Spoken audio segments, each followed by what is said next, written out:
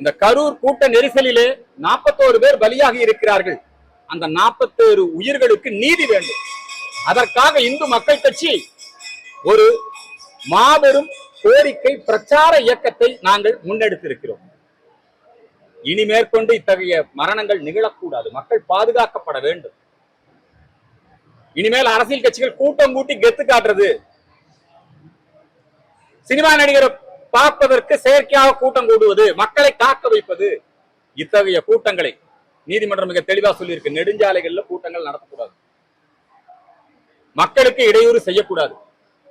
இந்த தாவேகா நடத்திய அனைத்து நிகழ்ச்சிகளுமே மக்களுக்கு, போக்குவரத்துக்கு, பொதுமக்களுக்கு இடையூறு தான். எல்லா நிகழ்ச்சியிலுமே வன்முறை, பொது சொத்துக்கு நாசம் விளைவித்தல். கோயம்புத்தூர்ல விமான நிலையத்தில் இருந்த எல்லா தடுப்புகளையும் உடைச்சு போட்டாங்க. எல்லா இடத்துலயும் பொது சொத்துக்கு நாசம் விளைவிச்சாங்க. இங்க நாமக்கல்ல 16 பேர் மயக்கம் அடைஞ்சிருக்கிறார். இந்த தாவேகாங்கிறது அது அரசியல் கட்சியா பதிவு பண்ணியிருக்காங்க. அரசியல் கட்சின்னா 18 வயது வந்தவர்கள் தான் ஓட்டுரிமை. குழந்தைகள் அங்க வர வேண்டியதில்லை. எதுக்காக குழந்தைகளை, பெண்களை எல்லாம், முதியோர்களை எல்லாம் கொண்டு வந்தீங்க? தாவேகா அரசியல் கட்சி என்கிற அந்தஸ்தை இழந்து விட்டது. இதுல நீதிமன்றம், போலீஸ் நடவடிக்கை அதையெல்லாம் தாண்டி இந்திய தேர்தல் கமிஷன் தாவேகாவினுடைய பதிவை ரத்து செய்யது. Ban TVK, arrest Joseph Vijay, dismiss DMK. இந்த திமுக அரசாங்கத்தை டிஸ்மிஸ் செய்ய வேண்டும். மக்கள் செத்து மடிந்து கொண்டிருக்கிறார்கள். கூட்ட நெரிசலாக இருக்கலாம், அதே போல பல்வேறு விதமான சட்டம் ஒழுங்கு பிரச்சனையாக இருக்கலாம்.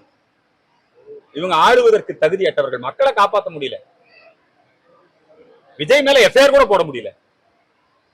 இவங்களை இந்த ஆட்சி நீடிக்க கூடாது. Dismiss DMK, ban TVK, arrest Vijay, CBI enquiry நடத்துங்க. வருங்காலத்தில் இப்படி ஒரு மரணங்கள் நிகழாதபடி இந்த அரசியல் கட்சி கூட்டங்கள், சினிமா கூட்டங்கள், இவைகளையெல்லாம் ரெஸ்ட்ரிக்ஷன்ஸ். தேர்தல் பிரச்சார கூட்டங்கள், தேர்தல் பிரச்சார கூட்டத்துக்கு எதுக்கு குழந்தைகளை கூட்டிட்டு வரீங்க? தேர்தல் பிரச்சார கூட்டங்கள் எல்லாம் இன்னைக்கெல்லாம் வெளிநாடுகள்ல சமூக ஊடகங்கள் நல்லா வந்துருச்சு. எல்லாம் வீட்டுல இருந்தபடியே யூடியூப்ல பாத்துக்கலாம், பேஸ்புக்ல பாத்துக்கலாம், முகநூல்ல பாத்துக்கலாம், ரேடியோல, டிவியில எல்லாம் பிரச்சாரம் பண்ணிக்கலாம். நீ கூட்டம் கூட்டி கெத்து காட்டுறியா? மக்களை சாகடிச்சு உன்னுடைய செல்வாக்கு நிரூபிக்கிறியா? இதற்கு தடை விதிக்க வேண்டும்.